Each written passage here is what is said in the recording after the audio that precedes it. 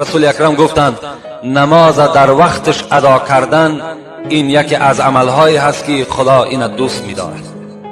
امروز اکثر سوالهایی که در ما میشود 30 دقیقه بعد شام و 35 دقیقه بعد شام و 40 دقیقه بعد شام نماز خفتن بخوانیم جایز است یا نه؟ نه، البته جایز نیست.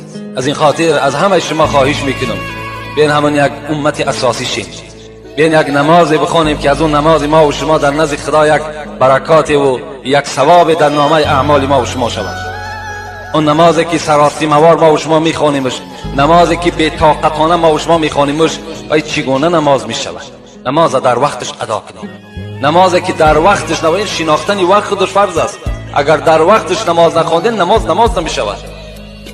من سراستی من گفته در ساعت 12 شما پیشین بخوانید، من سراستی من گفته در ساعت 4:30 سحر بامداد بخوانید. اینا وقتش نیست. هر یک چیز به خودش